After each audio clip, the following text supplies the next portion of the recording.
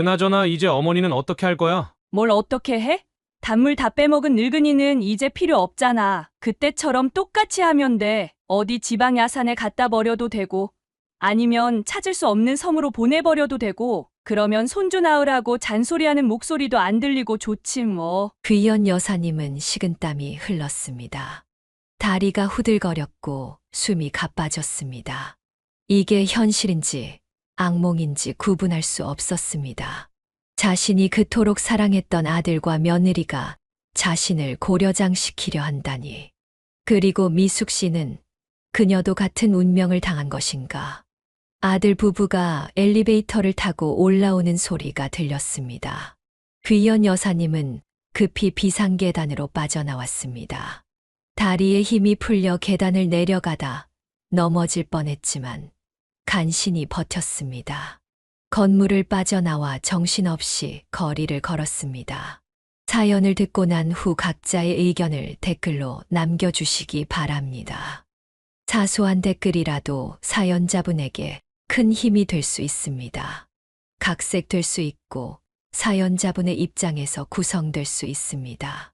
30을 앞둔 나이에 박귀현 여사님은 최창식을 만났습니다. 그녀의 인생에서 가장 큰 전환점이 될 만남이었습니다. 최창식은 별다른 기술 없이 건설 현장을 전전하며 일용직으로 생계를 이어가는 사내였습니다. 부모님은 불안정한 직업을 가진 그를 사위로 맞이하는 것에 내심 반대했습니다. 아이고, 우리 딸내미가 저런 사람이랑 어떻게 살아가려고 그러나. 매일 벌어매일 쓰는 사람이랑 평생을 살면 고생만 하다 늙을 텐데. 하지만 최창식의 넉살 좋은 성격과 따뜻한 마음씨는 부모님도 쉽게 외면할 수 없었습니다. 그는 귀현 여사님의 부모님께 정성을 다했고 고개를 숙이며 진심으로 대했습니다. 어느 날 귀현 여사님은 몸이 이상함을 느꼈습니다.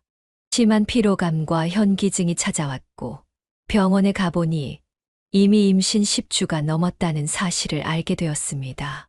뜻밖의 소식에 당황했지만 그녀는 그것이 운명이라 받아들였습니다. 최창식은 귀현 여사님의 손을 꼭 잡고 말했습니다. 나 이제 제대로 할게. 우리 둘이랑 뱃속에 있는 우리 아이.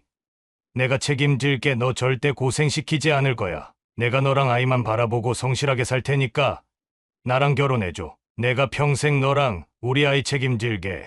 내가 먼저 하늘나라 가도 너희들 꼭 지켜볼 거니까 걱정 마. 귀현 여사님은 그의 진심 어린 약속과 뱃속 아이를 생각하며 결혼을 결심했습니다. 부모님도 이미 손주가 생긴 상황에서 더 이상 반대할 명분이 없었습니다. 어쩔 수 없지 뭐 벌써 아기가 생겼는데. 어떡하겠니? 결혼 후 얼마 지나지 않아 기적처럼 최창식에게 취직 소식이 들려왔습니다. 마치 뱃속 아이가 효심 깊은 아이라도 되는 듯 태어나기도 전에 아버지에게 일자리를 선물한 것 같았습니다.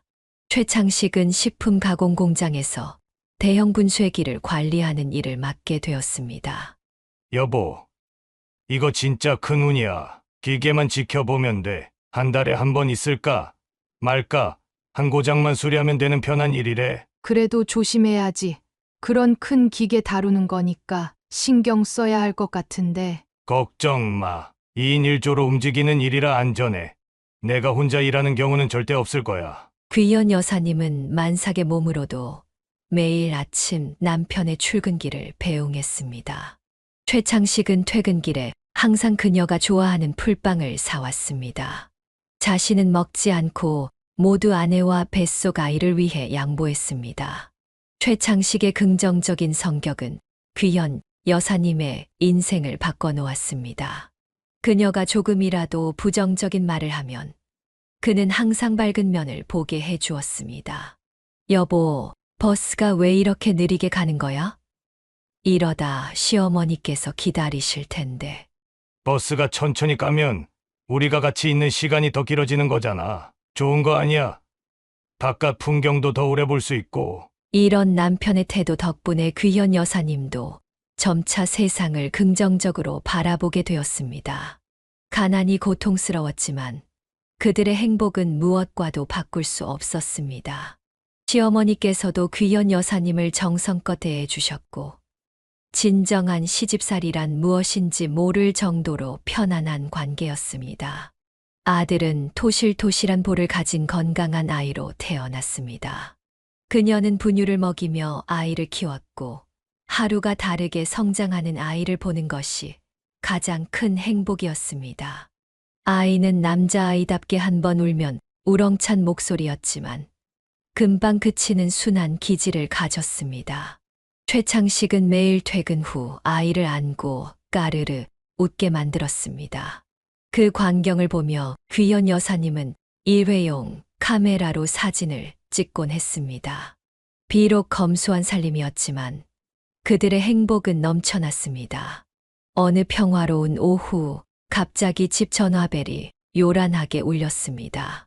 평소에는 부모님이나 시어머니가 안부 전화를 하실 때만 울리던 전화였습니다.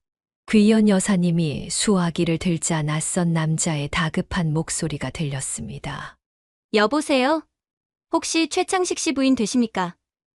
지금 바로 중앙병원으로 와주셔야 합니다. 공장에서 사고가. 전화를 끊자마자 그녀는 아이를 포대기에 업고 택시를 잡아 병원으로 달려갔습니다. 병원 응급실에 도착했지만 어디에도 최창식의 모습은 보이지 않았습니다.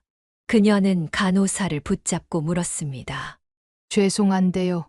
공장 사고로 왔다는데 어디 있나요? 간호사의 표정이 굳어졌습니다. 아, 혹시 분쇄기 사고 환자 보호자세요? 네, 맞아요. 우리 남편이 어디 있죠? 많이 다쳤나요? 간호사는 힘겹게 입을 열었습니다. 너무 큰 충격받지 마세요. 저희도 이런 사고는 처음이라. 귀연 여사님은 간호사의 표정만 봐도 무슨 일이 일어났는지 짐작할 수 있었습니다. 온몸이 떨리기 시작했고 숨이 막혔습니다.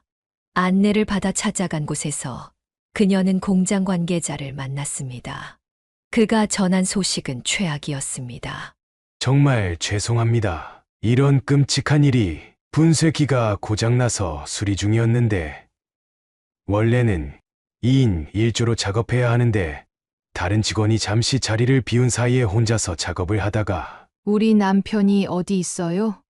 그게 분쇄기 안에 머리를 넣고 수리하던 중에 다른 팀에서 기계가 멈춰 있는 줄 모르고 전원을 넣었습니다. 너무 처참해서 시신을 수습할 수가. 귀연 여사님은 그 자리에서 주저앉았습니다. 등에 업은 아이도 엄마의 울음소리에 따라 울기 시작했습니다. 병원 복도는 그녀와 아이의 비통한 울음소리로 가득 찼습니다. 어느 누구도 다가오지 못했습니다. 그것은 사람의 울음이 아닌 것 같았습니다. 남편의 장례식은 그녀의 의지와 상관없이 진행되었습니다. 시어머니는 여러 번 기절했습니다. 장례식에는 일회용 카메라로 찍은 단 한 장의 사진이 영정으로 놓였습니다. 귀연 여사님은 자책했습니다. 장례를 마친 후 시어머니는 며칠간 귀연 여사님의 집에 머물렀습니다. 그녀는 자신의 아픔에도 불구하고 며느리를 위로했습니다. 남편의 어린 시절 이야기를 해주며 하늘에서도 그들을 지켜볼 거라고 말했습니다. 식욕을 잃은 귀연 여사님에게 좋아하는 음식을 만들어 주었고 토하러 화장실에 갈 때도 등을 토닥여 주었습니다. 귀연 여사님은 시어머니의 따뜻함에 감사했지만 자신도 너무 어리고 아팠기에 시어머니의 슬픔을 제대로 돌볼 수 없었습니다. 그것이 그녀의 가슴 한편에 미안함으로 남았습니다. 어느 날 시어머니가 짐을 정리하며 말했습니다. 이제 내 집도 정리하고 환기도 시켜야겠구나. 마지막으로 할 말이 있단다. 시어머니의 마지막 말에 영문을 몰라 당황했습니다. 아직 남편을 잃은 슬픔이 가시지 않은 상태였습니다. 어머님, 혹시 저희 집에서 계속 사시는 건 어떨까요? 어머님 가시면 저 정말 외로울 것 같아서요. 시어머니는 한숨을 깊게 내쉬며 고개를 저었습니다. 아가, 이런 말 하기 싫지만 내가 이제 혼자서 애 키우며 평생 사는 건 말이 안 된다. 젊은 사람이 다시 좋은 사람 만나서 시집 가는 게 맞아. 귀연 여사님은 귀를 의심했습니다. 남편이 세상을 떠난 지 채보름도 되지 않았는데 이런 말이 나올 줄은 상상도 못했습니다. 어머님, 그게 무슨 남편이 떠난 지 얼마나 됐다고 그런 말씀을 하세요? 어머님도 시아버님 돌아가시고 혼자 사셨잖아요. 시어머니의 눈빛이 단호해졌습니다. 내가 해봐서 알아. 여자 혼자 자식 키우는 게 얼마나 지옥 같은지. 세상에 나쁜 놈들 천지인데 넌 아직 어려서 모르지. 내가 너 생각해서 하는 말이야. 싫어요. 저는 아들이랑 둘이 잘 살 거예요. 남편이 하늘에서 우릴 지켜준다고 했어요. 시어머니가 냉소적으로 웃었습니다. 믿을 건 살아있는 사람이지. 죽은 사람 말을 믿어? 내 아들이 너랑 손주 지켜주고 싶었으면 어떻게든 살아남았겠지. 이제부터 연락도 하지 말고 새 남편감이나 찾아. 귀연 여사님은 시어머니의 냉담한 태도에 충격을 받았습니다. 어머님, 이렇게 매정하게 굴지 마세요. 우리 모두 서로가 필요해요. 우리 아이는요? 그만. 더 듣기 싫어. 이제 우린 서로 만나지도 연락도 하지 말자. 우리 아들 사진은 내가 가져갈게. 집에 영정 사진이라도 걸어둬야 나중에 치매가 와도 내 아들 얼굴은 기억할 테니. 넌 죽은 사람 붙들고 있지 말고 새 남자 찾아. 그 말을 끝으로 시어머니는 문을 쾅 닫고 나가버렸습니다. 갓난아이를 안고 있던 귀연 여사님은 그 자리에 주저앉아 오열했습니다. 남편이 남긴 유일한 사진마저 빼앗긴 허망함이 그녀를 덮쳤습니다. 며칠 후 귀연 여사님은 시어머니와의 관계를 회복하려고 시도했습니다.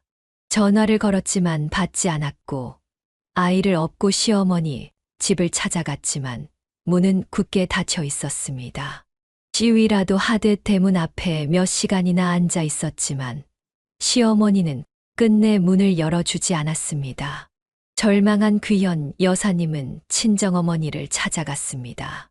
엄마, 어머님이 왜 이러시는지 모르겠어요. 그렇게 잘해주시더니 갑자기. 친정어머니는 귀연 여사님의 머리를 쓰다듬었습니다. 시어머니도 얼마나 가슴이 아프겠니. 하나뿐인 아들을 잃었는데 어쩌면 내가 아들을 닮아서 볼 때마다 더 가슴이 아픈지도 모르지. 그렇게 사랑하는 며느리면 끝까지 품어주셔야지. 어떻게 아들 없는 저한테 나가라고 하실 수가 있어요? 죽은 사람 생각하면서 평생 살면 어떡하니. 산 사람은 살아야지. 시어머니도 그런 마음으로 말씀하신 거야. 이제 그만 울어라. 앞으로 어떻게 할지 생각해야지. 귀연 여사님은 시어머니의 매정함을 이해할 수 없었지만 저는 어떻게든 버티기로 결심했습니다. 생후 7개월 된 아들을 바라보니 새로운 힘이 솟아났습니다. 주변에서는 재혼을 권유했지만 그녀는 항상 미소로 거절했습니다. 시어머니의 바람과는 반대로 그녀는 재혼하지 않고도 아이를 잘 키울 수 있다는 것을 증명하고 싶었습니다. 어쩌면 시어머니에 대한 일종의 반항이었을지도 모릅니다. 여사님은 생계를 위해 할 수 있는 일을 찾아보았습니다. 특별한 기술이 없는 그녀에게 가장 만만한 것은 시장에서 나무를 파는 일이었습니다. 그렇게 그녀의 고단한 홀로서기가 시작되었습니다. 날이 갈수록 시어머니에 대한 그리움은 커져갔지만 그녀는 단 한 번도 다시 연락을 시도하지 않았습니다. 가끔 거리에서 시어머니와 비슷한 실루엣을 보면 심장이 뛰었지만 다가가 확인할 용기는 나지 않았습니다. 남편과 함께 찍은 사진 한 장 없이 오직 기억 속에만 남편의 모습을 간직한 채 그녀는 하루하루를 버텨나갔습니다. 잘 살아야지. 내가 무너지면 누가 우리 아이를 키우겠어. 그렇게 귀연 여사님은 시어머니와의 관계 단절을 받아들이고 홀로 아이를 키우는 삶을 시작했습니다. 매일 밤 잠들기 전 그녀는 남편에게 속삭였습니다. 여보, 잘 지켜봐. 내가 우리 아이 잘 키울게. 시장 귀퉁이에 자리를 잡은 여사님의 나물 좌파는 초라했습니다. 그녀는 새벽 4시에 일어나 농수산물 시장에서 신선한 나물을 떼어왔습니다. 아직 걸음마도 제대로 떼지 못한 아들은 친정어머니께 맡기고 그녀는 혼자 시장 바닥에 쪼그리고 앉아 하루를 보냈습니다. 싱싱한 나물이에요. 오늘 아침에 들어온 거예요. 한 단에 1,000원이에요. 처음에는 목소리를 내는 것조차 쑥스러웠지만 아이를 위해서라면 무엇이든 해야 했습니다. 시장의 다른 상인들은 젊은 과부가 된 그녀를 안쓰럽게 바라보았습니다. 하지만 그런 시선도 잠시 귀연 여사님의 성실함과 정직함은 곧 단골을 만들어냈습니다. 그녀는 항상 신선한 나물만 팔았고 저울을 속이지 않았습니다. 나물을 사러 온 아주머니들은 그녀에게 살림 조언을 아끼지 않았습니다. 여름철에는 뙤약볕 아래서 땀을 흘리며 일했습니다. 아이스박스에 나물을 담가 신선도를 유지했지만 오후가 되면 시들해진 나물을 싼 값에 처분해야 했습니다. 겨울에는 더 고통스러웠습니다. 손이 꽁꽁 얼어 나물을 묶을 때마다 손끝이 갈라지고 피가 났습니다. 아가씨, 이 손으로 어떻게 장사를 해 장갑 끼고 이래? 옆 건어물 가게 아저씨의 말에 그녀는 웃으며 대답했습니다. 장갑 끼면 나물이 잘 안 묶여요. 괜찮아요. 이 정도쯤이야. 하지만 밤이 되면 그녀는 얼었다. 녹은 손가락을 보며 흐느꼈습니다. 남편이 살아있었다면 이런 고생은 하지 않았을 텐데. 하지만 곧 옆에서 잠든 아들의 숨소리에 마음을 다잡았습니다. 3년이 지나자 시장 구조 개선 사업으로 전통시장이 형성되었고 귀연 여사님도 작은 점포를 얻게 되었습니다.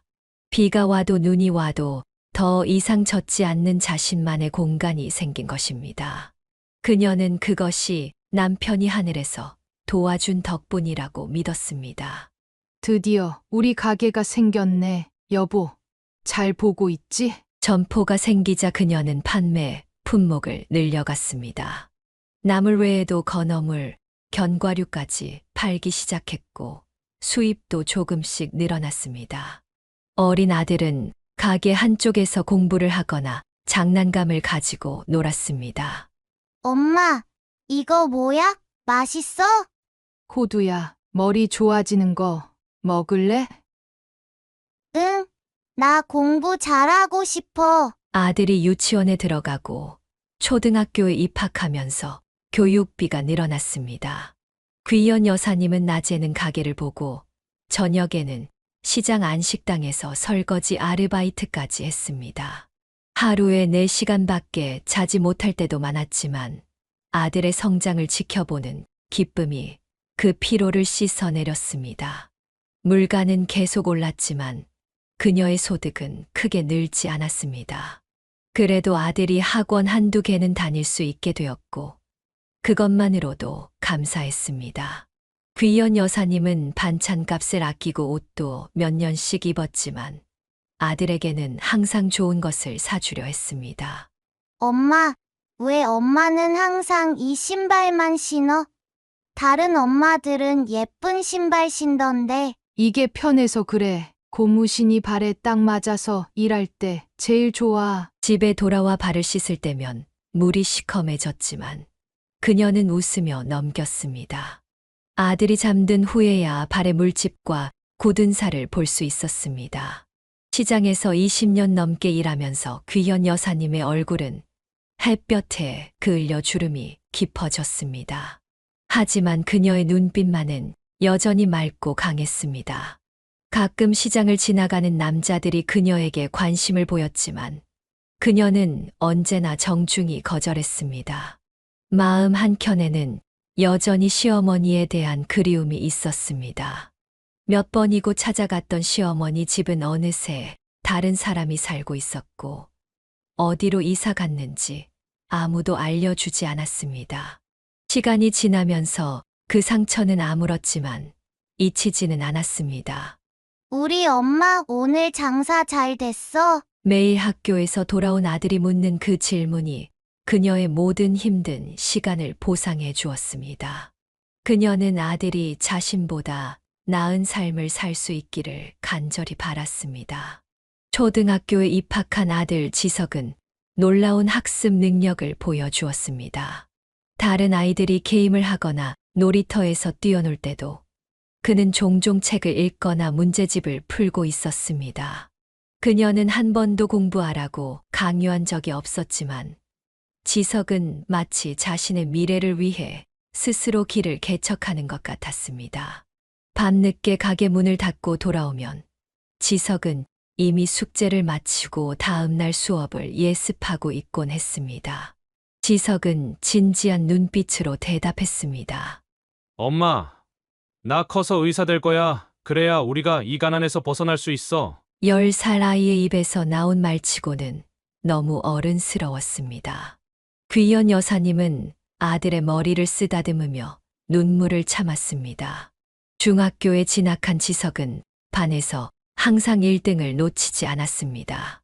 선생님들은 그의 재능에 감탄했고 부모 상담 때마다 귀현 여사님에게 특별한 교육을 시키라고 조언했습니다. 귀현 여사님은 고개를 끄덕였지만 속으로는 걱정이 밀려왔습니다. 좋은 학원은 그만큼 비싼 학원비를 의미했습니다. 그래도 그녀는 아들의 꿈을 위해 더 많은 일을 찾아 나섰습니다.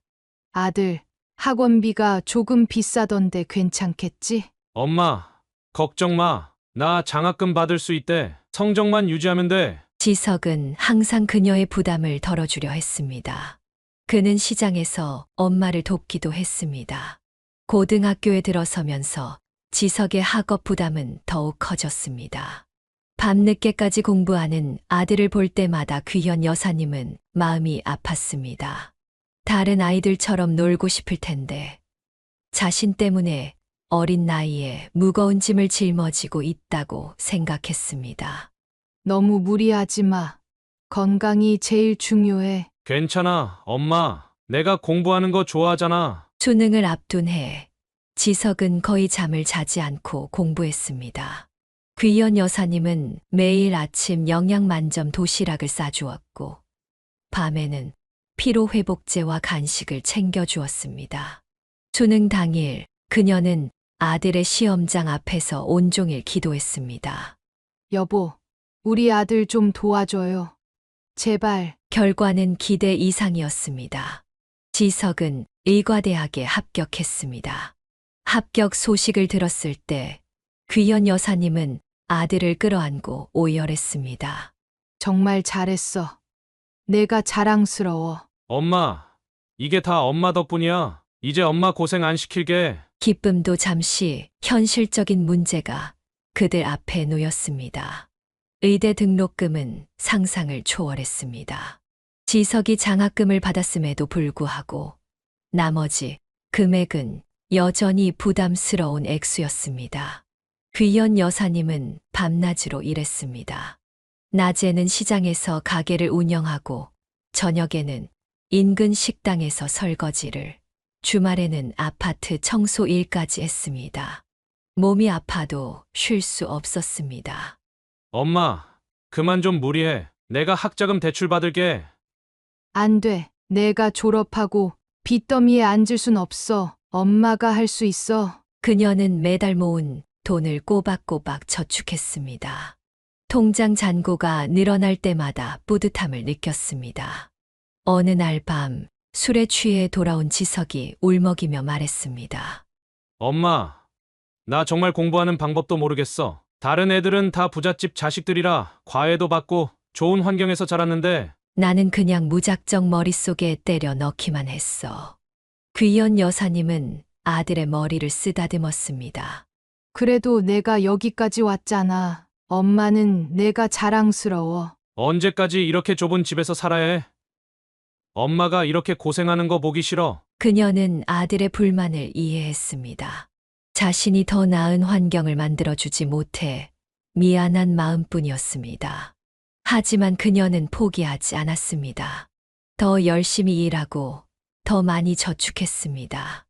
우리 아들 번듯한 의사로 키워서 병원도 차려주고 좋은 집도 사주고 멋진 결혼식도 올려줄 거야. 그것이 그녀의 꿈이었고 그 꿈을 위해 그녀는 오늘도 새벽 시장으로 향했습니다.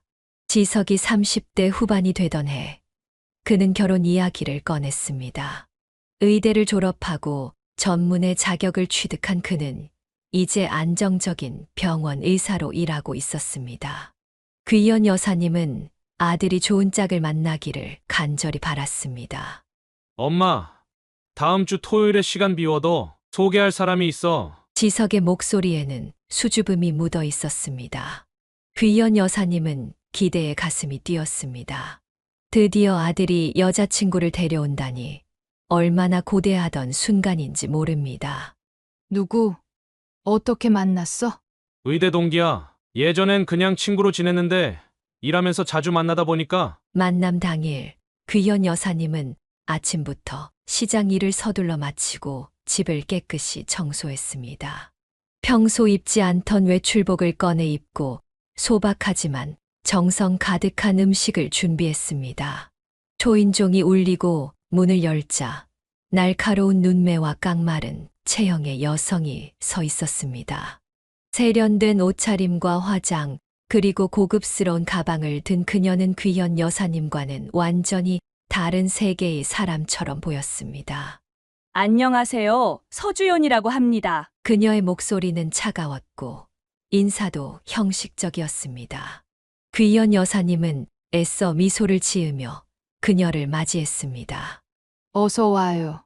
식사 준비해뒀어요. 우리 지석이가 많이 말했어요. 식사 자리에서 귀연 여사님은 며느리가 될 사람에 대해 알고 싶었습니다. 어떻게 만났는지, 어떤 연애를 했는지, 무슨 취미가 있는지 등을 물었습니다. 두 분은 어떻게 더 가까워지게 된 거예요? 친구에서 연인으로 발전하게 된 계기가 있었나요? 주연은 코웃음을 치며 대답했습니다. 별거 없어요. 그냥 자연스럽게 됐죠. 사실 이런 질문들은 좀 사적인 것 같은데요. 귀연 여사님은 당황했지만 미소를 잃지 않았습니다. 지석은 불편한 표정으로 화제를 돌렸습니다. 식사가 끝나갈 무렵 주연은 갑자기 가방에서 종이 한 장을 꺼내 귀연 여사님 앞에 내밀었습니다. 어머님, 이건 제가 결혼 후 시어머니께 지켜주셨으면 하는 내용들입니다. 미리 말씀드리는 게 나을 것 같아서요. 귀연 여사님은 눈을 휘둥그레 뜨고 종이를 받아들었습니다. 거기에는 불필요한 전화 자제, 방문 시 최소 하루 전 연락, 육아 및 가사 조언 삼가 등의 항목이 쓰여 있었습니다. 이게 무슨? 주연은 냉정하게 말을 이어갔습니다. 제가 너무 직설적인가요?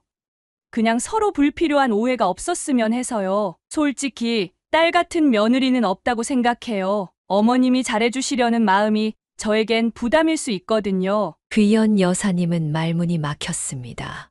지석은 난처한 표정으로 중재에 나섰습니다. 주연아, 우리 엄마는 그런 사람 아니야. 너무 벽을 치지 마. 당신은 내 마음을 몰라. 시어머니와 며느리 사이가 어떤지 그냥 서로 적당히 거리 두고 지내는 게 좋을 것 같아서 그래. 주연은 또 다른 종이를 꺼냈습니다. 그리고 이건 저희가 알아본 결혼식 견적서예요. 제 친정에서는 어느 정도 도와주시기로 했는데 어머님께서는 어떠신가요? 귀연 여사님은 순간 가슴이 덜컥했습니다. 아들 결혼시키려고 평생을 아끼며 모은 돈이 있긴 했지만 이렇게 노골적으로 돈 이야기를 꺼내는 주연의 태도가 불편했습니다. 사실 지석 씨 말로는 어머님께서 따로 모아둔 돈은 없다고 하시던데. 뭐라고? 내가 언제? 지석이 얼른 끼어들었습니다. 주연아, 그냥 우리끼리 해결하자. 엄마한테 부담 주지 말자. 주연은 단호하게 고개를 끄덕였습니다. 그래요. 제가 돈 조금이라도 받으면 시집살이 당할 것 같으니까 저희가 대출받아서 알아서 할게요. 귀연 여사님은 충격을 받았지만 더 이상 아무 말도 하지 않았습니다. 아들이 주연의 눈치를 살살 보는 모습이 안타까웠습니다. 평생 고생시키지 않으려고 키운 아들이 이제는 아내의 말에 꼼짝 못하는 것 같아 마음이 아팠습니다. 방문객들이 떠난 후 귀연 여사님은 혼자 앉아 생각에 잠겼습니다. 주연의 가정교육은 어땠길래 이런 태도를 보이는 걸까? 사돈댁은 어떤 사람들일까? 불안감이 가득했지만 아들의 선택을 존중해야 한다고 생각했습니다. 귀연 여사님은 아들이 행복하다면 자신의 불편함은 감수할 수 있다고 마음먹었습니다. 하지만 마음 한구석에는 여전히 불안한 예감이 자리 잡고 있었습니다. 상견례 날, 귀연 여사님은 긴장된 마음으로 예약된 레스토랑에 도착했습니다. 며느리에 대한 첫인상이 좋지 않았기에 사돈 집안도 비슷하지 않을까 하는 걱정이 앞섰습니다. 그러나 식당 입구에서 만난 며느리의 어머니 김미숙 씨는 예상과 달리 밝고 친절한 인상이었습니다. 안녕하세요. 드디어 뵙게 되어 정말 반가워요. 저는 김미숙이라고 합니다. 사돈의 따뜻한 미소와 진심 어린 눈빛에 귀연 여사님은 안도했습니다. 미숙 씨는 며느리와 전혀 닮지 않은 둥글둥글한 얼굴에 부드러운 인상을 가졌습니다. 상견례 자리에서 귀연 여사님과 미숙 씨는 의외로 많은 공통점을 발견했습니다. 두 사람 모두 술을 잘 마시지 못했고 노래 부르는 것을 좋아했으며 비슷한 세대의 가요에 대한 추억을 공유했습니다. 우와, 그 노래 아세요? 저도 젊을 때 너무 좋아했는데. 맞아요. 그 시절에는 카세트 테이프 닳도록 들었죠. 아직도 가사 다 외우고 있어요. 식사가 끝날 무렵 미숙 씨는 귀연 여사님에게 연락처를 물었습니다. 박 여사님, 우리 시간 될 때 따로 만나서 차라도 한잔하면 어떨까요? 오늘은 아이들 때문에 제대로 이야기도 못 나눴는데. 처음에는 단순한 사교적 제안으로 생각했지만 일주일 후 정말로 미숙 씨에게서 연락이 왔습니다. 그들의 첫 번째 단독 만남은 동네 카페에서 이루어졌고 서로에 대해 더 많이 알게 되었습니다. 사실 저희 남편이 몸이 많이 안 좋아요. 요즘은 병원에 자주 입원하느라 제가 많이 외롭더라고요. 많이 힘드시겠네요. 저는 남편을 일찍 여의고 혼자 아들 키웠어요. 미숙 씨는 귀연 여사님의 손을 따뜻하게 잡았습니다. 정말 대단하세요. 혼자 아드님을 의사로 키우셨다니. 저는 남편이 있어도 많이 힘들었는데. 그렇게 시작된 두 사람의 우정은 점점 깊어졌습니다. 그들은 일주일에 한 번씩 만나 커피를 마시며 수다를 떨었고 서로의 고민을 나누었습니다. 미숙 씨는 귀연 여사님에게 자신이 다니는 교회를 소개했습니다. 저는 남편이 아프고 나서 믿음이 더 필요해졌어요. 교회에 함께 가보시겠어요? 마음의 평화를 찾는 데 도움이 될 거예요. 귀연 여사님은 처음에는 망설였지만 미숙 씨의 권유로 일요일마다 교회에 나가기 시작했습니다. 예배 후에는 함께 점심을 먹고 오후에는 주민센터에서 운영하는 합창단 활동에도 참여했습니다. 오늘 목사님 말씀 정말 좋았어요. 힘든 시간을 견디는 건 결국 사람과의 연결 덕분이라는 말이 와닿더라고요. 맞아요. 저도 미숙 씨 만나고 나서 많이 위로받았어요. 정말 운명적인 만남 같아요. 한 번은 연습 후 늦게까지 이야기를 나누다가 미숙 씨가 딸에 관한 비밀을 털어놓았습니다. 사실 주연이는 제 친딸이 아니에요. 결혼하고 몇 년 동안 아이가 생기지 않아서 입양했거든요. 귀연 여사님은 놀랐지만 이해하는 마음으로 들었습니다. 그랬군요. 전혀 몰랐어요. 시댁에서는 그것 때문에 저를 많이 괴롭혔어요. 집안 대 끊는 것도 모자라 쓸모없는 딸까지 데려왔다면서. 남편마저 약해서 저를 제대로 지켜주지 못했죠. 미숙 씨의 눈에 눈물이 고였습니다. 하지만 전 포기하지 않았어요. 주연이를 의사로 키워서 모두에게 보여주겠다고 다짐했죠. 그 아이가 얼마나 훌륭한지, 친자식보다 더 소중한지. 귀연 여사님은 친구의 손을 꼭 잡아주었습니다.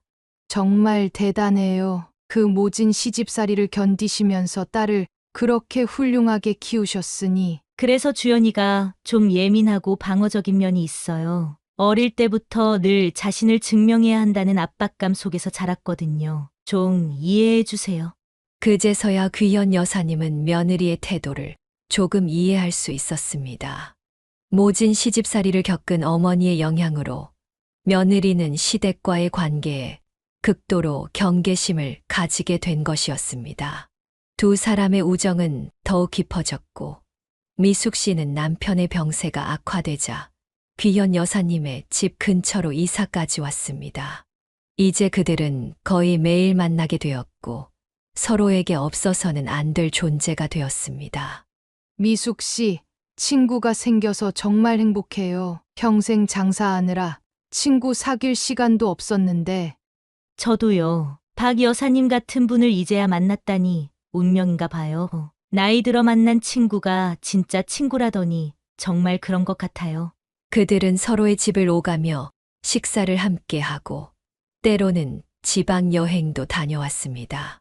아이들은 이런 그들의 관계를 별로 반기지 않는 듯 했지만 두 여인에게는 중요하지 않았습니다. 그들에게는 서로가 있었고 그것으로 충분했습니다. 미숙 씨는 가끔 귀현 여사님에게 딸과의 관계 개선을 위한 조언을 해주기도 했습니다. 주연이는 마음이 여려요. 겉으로는 강해 보이지만 사실은 사랑받고 싶어 하는 아이예요. 시간을 두고 천천히 다가가 보세요. 귀현 여사님은 그 말을 새겨들었고 며느리를 바라보는 시각도 조금씩 바뀌어 갔습니다. 비록 며느리와의 관계는 여전히 서먹했지만 그녀의 어머니와의 우정은 귀현 여사님의 삶에 커다란 기쁨이 되었습니다. 지석과 주연의 결혼식은 화려하게 치러졌습니다. 귀현 여사님은 평생 모아온 돈을 꺼내지 않았지만 마음만은 풍성했습니다.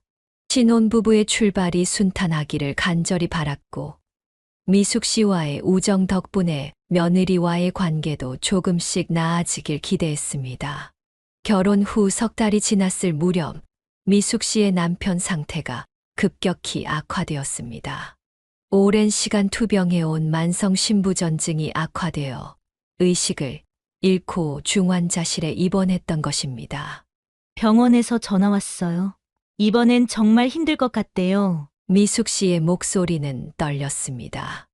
귀현 여사님은 즉시 병원으로 달려갔고 미숙 씨의 곁을 지켰습니다. 그렇게 일주일을 넘게 간병하던 중 결국 미숙 씨의 남편은 세상을 떠났습니다. 장례식 내내 귀현 여사님은 미숙 씨의 손을 놓지 않았습니다. 함께 울고 함께 바깥사돈을 보내드렸습니다. 장례를 마친 미숙 씨는 완전히 지쳐 보였습니다. 이제 정말 혼자네요. 그 사람 많이 아팠지만 그래도 내 옆에 있어 주는 것만으로도 큰 힘이었는데. 귀현 여사님은 친구를 위로했습니다. 미숙 씨, 혼자가 아니에요. 내가 있잖아요. 우리 서로 의지하면서 살아요. 며칠 후 주연이 귀현 여사님을 찾아왔습니다. 어머님, 엄마가 너무 우울해하셔서 걱정이에요. 강원도에 단풍이 예쁘게 들었다고 하던데? 1박 2일로 엄마 모시고 여행 다녀올까 해요. 기분 전환도 되고 좋을 것 같아서요. 귀현 여사님은 반가웠습니다. 며느리가 이렇게 어머니를 챙기는 모습이 기특했습니다. 정말 좋은 생각이네. 나도 같이 갈까? 주연의 표정이 굳었습니다. 아, 그게 엄마랑 저랑 둘만의 시간을 갖고 싶어서요. 다음에 어머님도 모시고 갈게요. 실망스러웠지만 이해할 수 있었습니다. 귀현 여사님은 미숙 씨에게 전화에 즐거운 여행을 다녀오라고 당부했습니다. 좋은 구경하고 와. 사진 많이 찍어서 보여줘. 그럴게요. 박 여사님 덕분에 용기가 생겼어요. 조금 쉬다 오면 마음이 나아질 것 같아요. 여행 첫날 미숙 씨는 약속대로 단풍 사진을 몇 장 보내왔습니다. 빨갛고 노란 단풍 사이에서 환하게 웃는 미숙 씨의 모습이 귀현 여사님의 마음을 따뜻하게 했습니다. 단풍이 정말 예뻐요. 공기도 맑고 산책하기 좋아요. 내일은 등산도 할 예정이에요. 그러나 다음 날 아침부터 미숙 씨의 전화가 받히지 않았습니다. 몇 번을 걸어도 연결되지 않자 귀현 여사님은 불안해졌습니다. 산에 올라가서 전화가 안 터지는 건가 싶었지만 이상하게 마음이 편치 않았습니다. 그날 저녁 마침내 주연에게서 전화가 왔습니다. 그녀의 목소리는 울음으로 떨리고 있었습니다. 어머님. 큰일이 났어요. 귀연 여사님의 심장이 빠르게 뛰기 시작했습니다. 무슨 일이야? 미숙 씨는 어디 있어? 엄마가 산에서 사진 찍다가 미끄러져서 아래로 떨어졌어요. 귀연 여사님은 전화를 들고 있는 손에 힘이 빠졌습니다. 뭐라고? 그게 무슨 소리야? 미숙 씨가 실족했다고? 네, 구조대가 밤새 수색했는데 낭떠러지라서 흔적을 찾기가. 귀연 여사님은 그 자리에 주저앉고 말았습니다. 이런 일이 어떻게 일어날 수 있단 말인가. 얼마 전까지 웃으며 사진을 보내던 친구가, 단풍 구경을 하던 친구가 갑자기 사라졌다니. 지금 어디야? 내가 갈게. 주소 알려줘. 귀연 여사님과 지석은 즉시 강원도로 향했습니다. 도착한 곳은 작은 시골 종합병원이었습니다. 그곳에는 이미 장례 절차가 시작되고 있었습니다. 빈관 앞에서 주연이 울고 있었습니다. 어떻게 된 거야? 자세히 말해봐. 주연은 눈물을 훔치며 떨리는 목소리로 말했습니다. 산책로에서 단풍을 배경으로 사진을 찍어드리고 있었어요. 그런데 엄마가 더 멋진 각도를 찾다가 발을 헛디디셨나 봐요. 순식간에 아래로 너무 깊은 계곡이라 흔적조차 찾을 수 없대요. 구조대가 수색을 했지만. 귀연 여사님은 도저히 믿을 수 없었습니다. 시신도 못 찾았는데 어떻게 장례를 치러? 더 찾아봐야 하는 거 아니야? 경찰이 더 이상의 수색은 무의미하대요. 이미 스문의 시간이 지났고 그 깊이면 살아있을 가능성이. 귀연 여사님은 분노와 슬픔이 뒤섞인 채로 물었습니다. 왜 서울로 안 옮겨? 여기서 장례를 치르면 어떡해? 주연은 초점 없는 눈으로 대답했습니다. 제가 너무 정신이 없어서 시간도 없고 여기 병원에서 도와준다고 해서. 귀연 여사님은 빈관 앞에 무릎을 꿇고 오열했습니다. 평생을 함께 하기로 한 친구가, 이제 막 새로운 삶을 시작하려던 친구가 이렇게 허망하게 떠나다니 도저히 받아들일 수 없었습니다. 장례는 초라하게 치러졌습니다. 외딴 병원에서 빈관을 두고 친구를 위해 할 수 있는 일이라곤 기도밖에 없었습니다. 미숙 씨, 왜 그렇게 조심성 없이? 내가 같이 갔어야 했는데. 장례를 마치고 돌아온 후 귀연 여사님은 깊은 우울에 빠졌습니다. 교회에 가도 합창단에 가도 미숙 씨가 보이지 않는 것이 너무 허망했습니다. 매주 만나던 카페에 혼자 앉아 미숙 씨를 기다리는 자신을 발견하기도 했습니다. 여보, 이젠 하늘에서 미숙 씨도 잘 부탁해요. 미숙 씨를 잃은 슬픔에서 벗어나기 위해 귀연 여사님은 더욱 열심히 일했습니다. 시장 일을 그만둘 생각은 없었지만 나이가 들면서 체력적으로 힘들어지는 것이 사실이었습니다.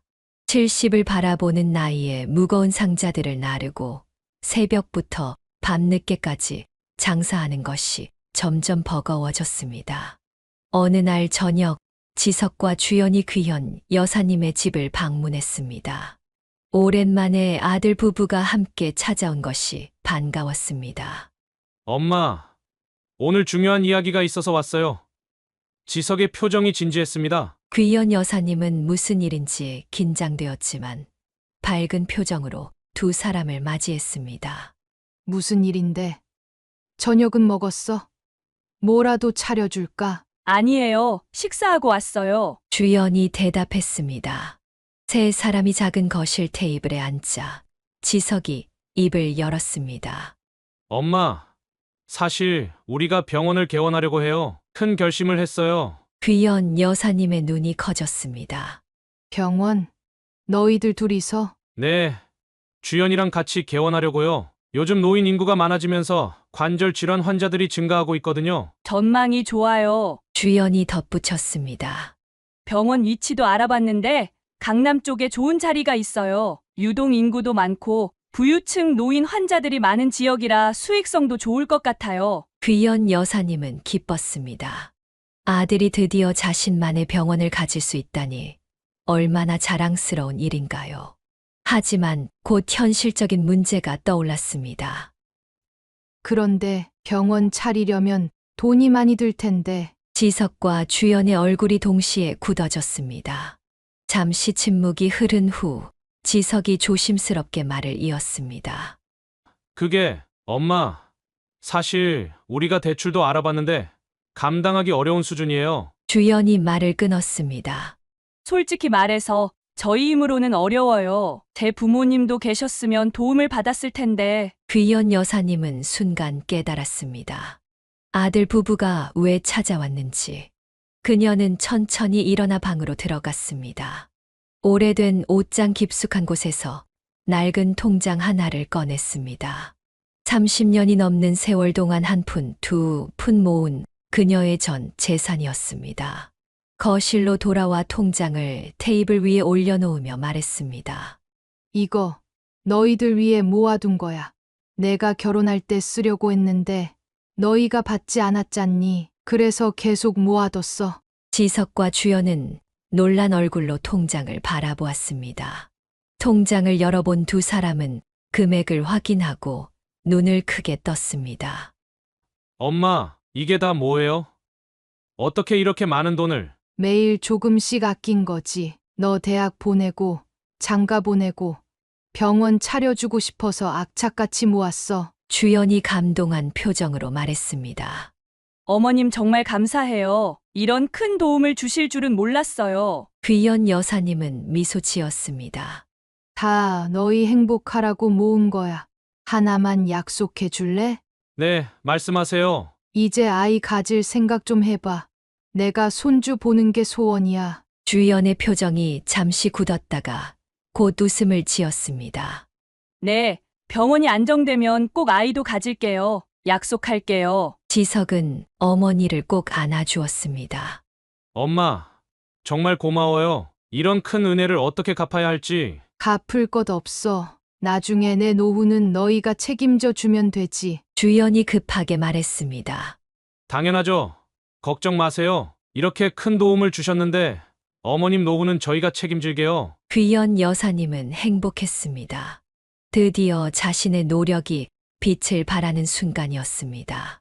아들이 독립적인 의사가 되어 자신의 병원을 갖게 될 것이고 곧 손주도 안게 될 것이라는 생각에 가슴이 벅찼습니다. 이제 시장 일도 그만두세요. 저희가 생활비 드릴게요. 그래. 이제 좀 쉬어야겠다. 몸도 예전 같지 않고. 그날 밤 귀연 여사님은 오랜만에 편안한 마음으로 잠들었습니다. 남편에게 이야기하듯 중얼거렸습니다. 여보, 우리 아들 드디어 자기 병원 가지게 됐어요. 당신이 하늘에서 도와준 거죠? 다음 날부터 아들 부부는 바쁘게 병원 개원 준비를 시작했습니다. 여사님은 시장 단골들에게 은퇴를 알리고 가게를 정리했습니다. 20년 넘게 그녀의 삶의 터전이었던 공간을 떠나는 것은 시원섭섭했지만 이제는 쉴 때가 되었다고 생각했습니다. 아이고, 박 여사님 그만두신다니 섭섭하네요. 누구한테 남을 사 먹어야 하나? 그동안 고마웠어요. 이제 나이도 있고 아들이 병원 차린다고 하니 좀 쉬려고요. 아이고, 의사 아들 두셨으니 이제 편히 사시겠네. 부럽습니다. 귀연 여사님은 당당하게 웃을 수 있었습니다. 평생 고생한 보람이 있다는 생각이 들었습니다. 병원 개원 준비는 빠르게 진행되었습니다. 지석과 주연은 강남의 번화가의 넓은 공간을 임대했고 최신식 의료 장비를 들여놓았습니다. 인테리어도 고급스럽게 꾸몄습니다. 가끔 귀연 여사님도 병원을 방문해 진행 상황을 지켜보았습니다. 귀연 여사님은 뿌듯했지만 한편으로는 걱정도 되었습니다. 이렇게 호화롭게 꾸미는 때 돈이 너무 많이 드는 것 같았습니다. 하지만 아들이 하는 일이니 믿고 맡기기로 했습니다. 며칠 후 지석이 말했습니다. 엄마, 내일 병원 청소하러 와주실래요? 개업 전에 마지막 정리를 하려고요. 그럼 당연히 가야지. 내가 도울 게 있다면 뭐든지 말해. 귀연 여사님은 아들의 병원 개업을 위해 자신이 할 수 있는 일이 있다는 것이 기뻤습니다. 이제 시장에서 일하지 않아도 아들 덕분에 편하게 살 수 있다는 생각에 행복했습니다. 병원 청소를 돕기 위해 귀연 여사님은 약속 시간보다 일찍 도착했습니다. 아들 부부가 준 열쇠로 건물에 들어갔지만 아직 도착하지 않은 것 같았습니다. 병원 내부를 둘러보며 어디부터 청소해야 할지 생각하고 있을 때 밖에서 지석과 주연의 목소리가 들려왔습니다. 그녀는 반가운 마음에 인사하려고 했지만 두 사람의 대화 내용이 심상치 않게 들려왔습니다. 그녀는 본능적으로 진료실 뒤에 숨었습니다. 그래서 그 정신병원에 문제가 생겼다는 게 뭐야? 어떻게 된 거야? 주연의 목소리가 긴장한 듯 들렸습니다. 경찰이 갑자기 수색을 했대. 원장이 불법으로 환자들을 가두고 있었다면서 조사 중이래. 그게 우리랑 무슨 상관이야? 바보야. 당연히 상관 있지. 어머니가 그 안에 있잖아. 귀연 여사님은 자신의 귀를 의심했습니다. 어머니, 누구의 어머니?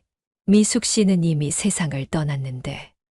설마 엄마가 거기서 발견된 건 아니겠지? 주연의 목소리가 떨리고 있었습니다. 아직 모르겠어. 내가 연락해봤는데 경찰이 병원을 봉쇄해서 정보를 얻을 수가 없어. 제발 거기 있지 않았으면 좋겠다. 아니면 최소한 말 못하는 상태라든가. 귀연 여사님의 심장이 빠르게 뛰기 시작했습니다. 이게 무슨 뜻인지, 무슨 대화인지 이해할 수 없었습니다. 그나저나 이제 어머니는 어떻게 할 거야? 지석의 질문에 주연의 대답이 차갑게 들려왔습니다. 뭘 어떻게 해? 단물 다 빼먹은 늙은이는 이제 필요 없잖아. 그때처럼 똑같이 하면 돼. 어디 지방 야산에 갖다 버려도 되고, 아니면 찾을 수 없는 섬으로 보내버려도 되고, 그러면 손주 낳으라고 잔소리하는 목소리도 안 들리고 좋지 뭐. 귀연 여사님은 식은땀이 흘렀습니다. 다리가 후들거렸고 숨이 가빠졌습니다. 이게 현실인지 악몽인지 구분할 수 없었습니다. 자신이 그토록 사랑했던 아들과 며느리가 자신을 고려장시키려 한다니. 그리고 미숙 씨는 그녀도 같은 운명을 당한 것인가. 아들 부부가 엘리베이터를 타고 올라오는 소리가 들렸습니다. 귀연 여사님은 급히 비상계단으로 빠져나왔습니다. 다리에 힘이 풀려 계단을 내려가다 넘어질 뻔했지만 간신히 버텼습니다. 건물을 빠져나와 정신없이 거리를 걸었습니다. 이럴 수가. 집에 도착한 그녀는 급하게 필요한 물건만 가방에 넣었습니다. 지갑, 주민등록증, 몇 벌의 옷. 그리고 휴대폰을 보고 잠시 망설였습니다. 휴대폰으로 위치를 추적할 수 있다는 생각이 문득 들었습니다. 그녀는 휴대폰을 길가 쓰레기통에 버렸습니다. 그녀가 생각해낸 유일한 피난처는 교회 합창단에서 알게 된 이영숙 집사의 집이었습니다. 미숙 씨와 함께 친하게 지냈던 사람으로 믿을 수 있는 유일한 사람이었습니다. 영숙 씨, 나 좀 도와줘. 잠시 머물 곳이 필요해. 영숙은 놀랐지만 귀연 여사님의 절박한 상황을 보고 즉시 그녀를 들였습니다. 무슨 일이세요? 왜 이렇게 놀란 표정이시죠? 귀연 여사님은 모든 이야기를 털어놓았습니다. 아들 부부의 대화, 미숙 씨에 대한 의심, 그리고 자신의 두려움까지. 이게 말이 되나요? 제가 미쳤나요? 내 아들이 나를 죽이려 한다니. 영숙 집사는 충격을 받았지만 그녀를 진정시키려 노력했습니다. 일단 진정하세요. 오해일 수도 있잖아요. 그 순간 영숙 집사의 전화가 울렸습니다. 그녀는 전화를 받고 얼굴이 창백해졌습니다. 여보세요? 네네. 맞아요. 네. 영숙 집사는 놀란 표정으로 귀현 여사님을 바라보았습니다. 그리고 조심스럽게 전화를 그녀에게 건넸습니다. 박 여사님, 전화 받으세요. 귀현 여사님은 떨리는 손으로 전화를 받았습니다. 여보세요? 귀연 씨, 나야, 미숙이. 전화기 너머에서 들려온 목소리의 귀현 여사님은 그 자리에 주저앉고 말았습니다. 죽은 줄 알았던 미숙 씨의 목소리였습니다. 미숙 씨. 어떻게 당신은 죽었잖아. 나 살아있어. 2년 동안 대천에 있는 정신병원에 갇혀 있었어. 내 딸이 날 가두고 사망 신고를 한 거야. 귀현 여사님은 온몸을 덜덜 떨었습니다. 모든 것이 이해되기 시작했습니다. 미숙 씨의 남편이 세상을 떠난 후 딸은 어머니를 정신병원에 가두고 실족사를 가장했던 것입니다. 그리고 이제 그들은 귀현 여사님에게도 같은 짓을 하려 했습니다. 어떻게 탈출한 거야? 병원에 경찰 조사가 들어왔어. 원장이 불법으로 사람들을 가두고 보험금 타내는 일을 하고 있었대. 경찰이 환자들을 전부 조사하는 과정에서 나도 발견됐지. 내가 정신병자가 아니라는 걸 증명했어. 그런데 어떻게 나한테 연락한 거야? 영숙 씨 아들이 경찰이잖아. 내가 기억나는 연락처가 너희들밖에 없었는데 내 전화는 안 받고 그 아이들은 믿을 수 없으니까 영숙 씨 아들을 찾아달라고 부탁했어. 귀현 여사님은 믿을 수 없는 우연에 감사했습니다. 만약 영숙의 집으로 오지 않았다면 미숙 씨와 다시 연락할 수 없었을 것입니다. 미숙 씨, 나 너무 무서워. 내 아들이. 알아. 귀연 씨 내 딸도 그랬으니까. 돈 때문에 저렇게 변할 줄이야. 어서 여기로 와. 대천 경찰서야. 우리 같이 이 일을 해결하자. 영숙 집사는 자신의 차로 귀현 여사님을 대천으로 데려다 주겠다고 했습니다. 귀현 여사님은 아직도 현실감이 없었습니다. 자신의 전 재산을 준 아들이 그녀가 평생을 바쳐 키운 아들이 그녀를 없애려 한다는 사실을. 여보, 어떻게 이런 일이. 그녀는 하늘을 바라보며 죽은 남편에게 말을 걸었습니다. 차를 타고 대천으로 향하며 그녀는 앞으로 펼쳐질 진실과 대면할 용기를 내야 했습니다. 차로 밤새 달려 새벽녘에 대천에 도착했습니다. 귀현 여사님은 온종일 긴장과 공포로 지쳐 있었지만 미숙 씨를 만난다는 생각에 정신을 바짝 차렸습니다. 경찰서 앞에 도착하자 그녀의 심장이 요동쳤습니다. 경찰서 안으로 들어가자 안내 데스크에서 영숙 집사의 아들 정우 경위가 그들을 기다리고 있었습니다. 어머니, 박 여사님 많이 놀라셨죠? 이쪽으로 오세요. 정우 경위는 그들을 조용한 상담실로 안내했습니다. 문이 열리자 귀현 여사님은 그 자리에 얼어붙었습니다. 모포를 뒤집어 쓴 채 떨고 있는 여인, 바로 미숙 씨였습니다. 미숙 씨. 두 사람은 서로를 바라보고 한동안 말을 잇지 못했습니다. 미숙 씨는 이전의 그녀가 아니었습니다. 머리카락은 하얗게 변해 있었고 얼굴은 바싹 말라 있었으며 눈에는 깊은 공포감이 서려 있었습니다. 하지만 확실히 그녀였습니다. 두 사람은 서로를 붙잡고 오열했습니다.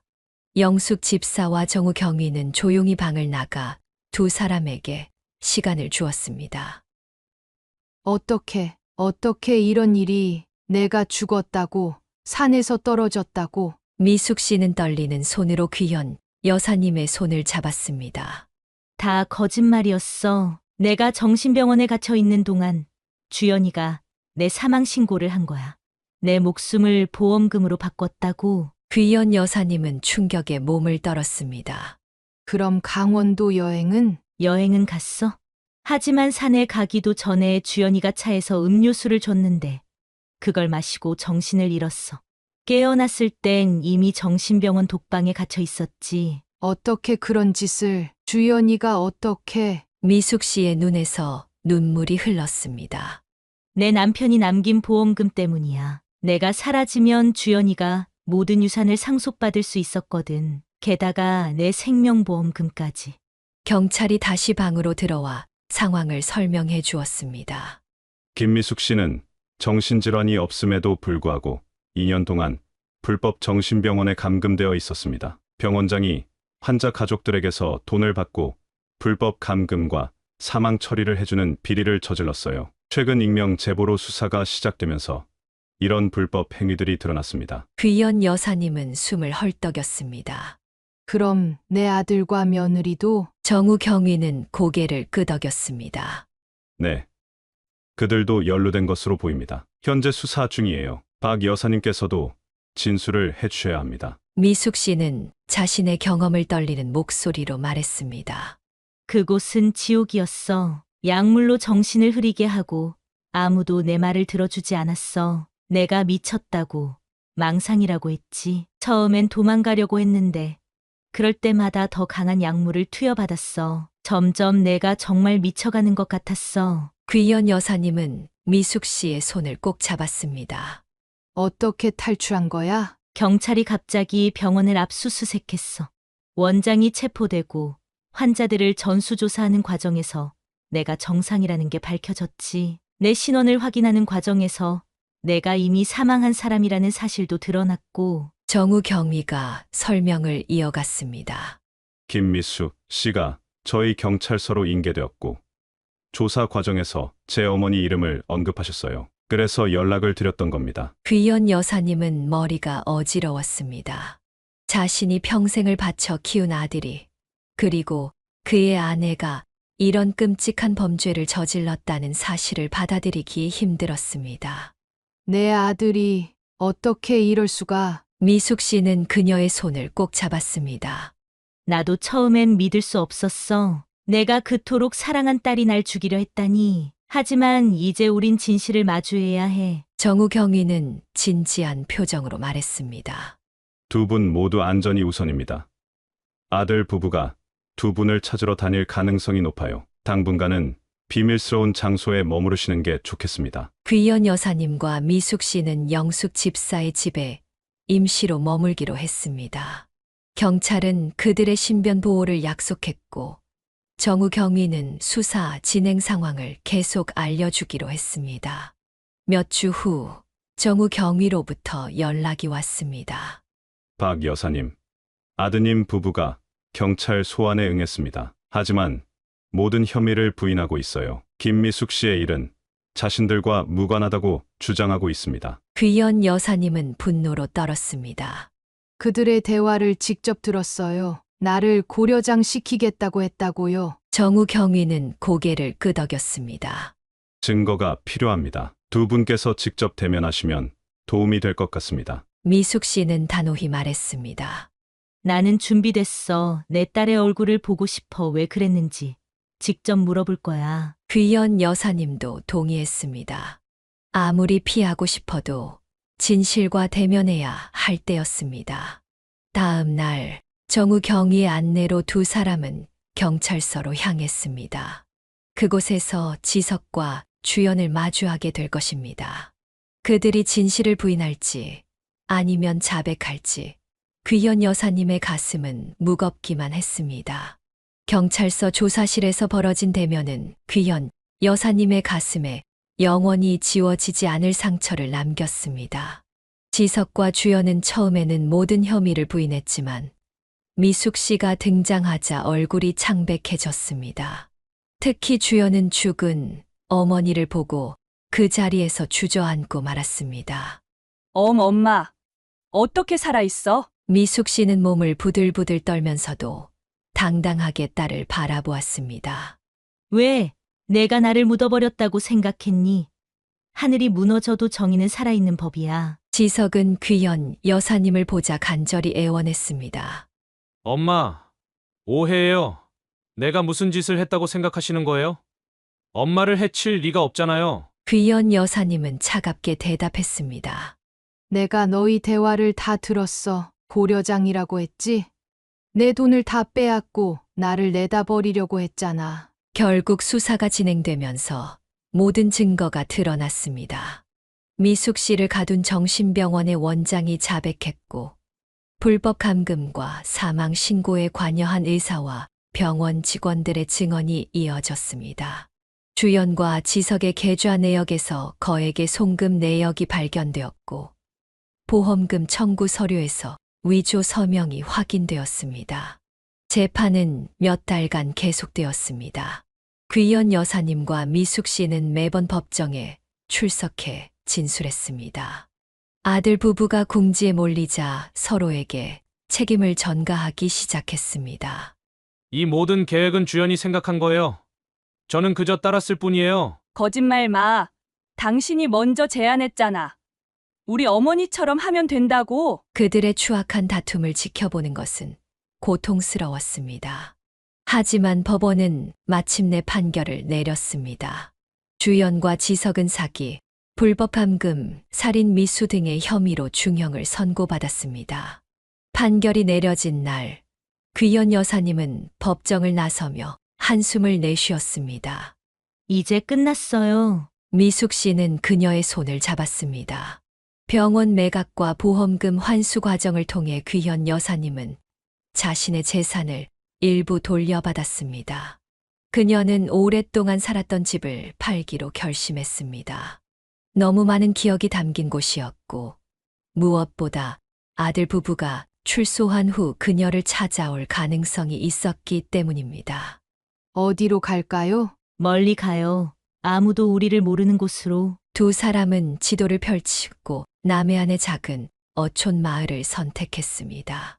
바다가 보이는 언덕 위에 작은 집을 임대했고, 그곳에서 새로운 삶을 시작했습니다. 처음 며칠간은 적응하기 어려웠습니다. 미숙 씨는 여전히 밤마다 악몽에 시달렸고, 귀현 여사님은 문소리만 들려도 깜짝 놀라 가슴이 뛰었습니다. 하지만 서로가 있었기에 그들은 조금씩 나아졌습니다.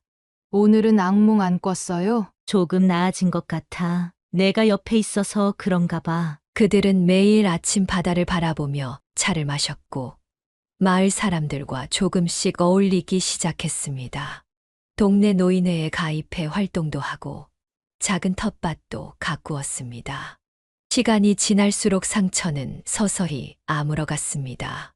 어느 날 마을 축제에 참가했다가 한 할머니가 귀현 여사님에게 다가왔습니다.